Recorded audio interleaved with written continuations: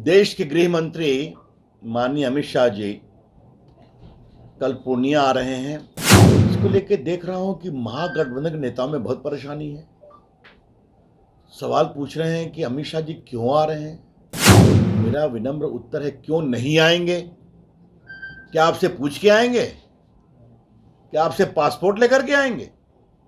क्या मतलब है इसका? नमस्कार, मेरा नाम उत्कर्ष है। आप लाइव सिटीज़ देख रहे हैं। पूर्व केंद्रीय मंत्री और पटना से सांसद रविशंकर प्रसाद ने सरकार यानी कि महागठबंधन पर सवाल खड़ा करते हुए कहा है कि जब अमित शाह बिहार आ रहे हैं तो इनको परेशानी क्या उनसे पूछ कर आएंगे, क्या पासपोर्ट लेकर आएंगे?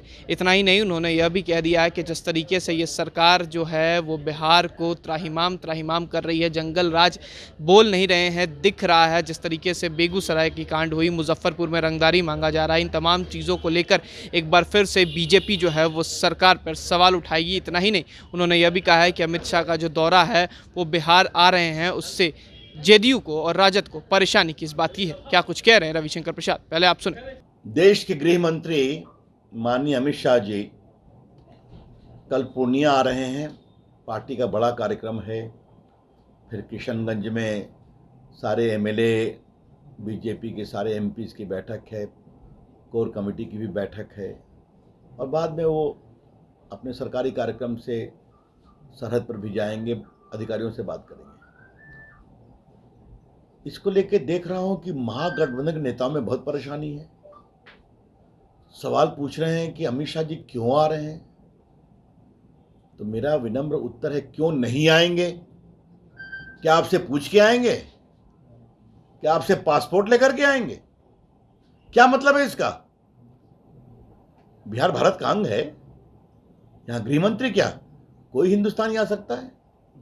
हां, हम जा रहे हैं, बताएंगे प्रदेश की जनता को कि कैसे नीतीश कुमार जी ने विश्वासघात किया, कैसे लालू प्रसाद जी, नीतीश कुमार एक साथ आए हैं शुद्ध और शुद्ध राजनीतिक कुर्सी के लिए, एक साथ आए हैं भ्रष्टाचार पर समझौता करके। तो बिहार में जो विश्वासघात हुआ है उसके बारे में बताएंगे। और ये तो अभी शुरुआत है खाली पूर्णिया से। और कहा जा रहा है कि हम लोग साथ आए तो खूब जीतेंगे। तो 14 भूल गए क्या? 19 भूल गए क्या? 20 भूल गए क्या? ये मैं बहुत विनम्रता से कहना चाहूंगा कि बिहार की जनता देश की जनता के साथ साथ नरेंद्र मोदी जी को फिर प्रधानमंत्री बनाएगी, और 24 में 14-19 से भी बड़ी विजय होगी, और 25 में इस बार भाजपा को पूर्ण बहुमत देकर बिहार में भाजपा की सरकार बनाएगी। क्योंकि बिहार की जनता बहुत दुखित है जिस तरह से विश्वासघात हुआ है। हम लोग भी घूम रहे हैं, आगे भी घूमेंगे, लेकिन इस पर सवाल करना ये बड़ा आश्चर्य लगता है। हम तो कहेंगे लालू जी से और नीतीश बाबू से, कोई जंगल राज की बात नहीं कर रहा है, ये आप कहते हैं, लेकिन जंगल राज तो दिखाई पड़ रहा है।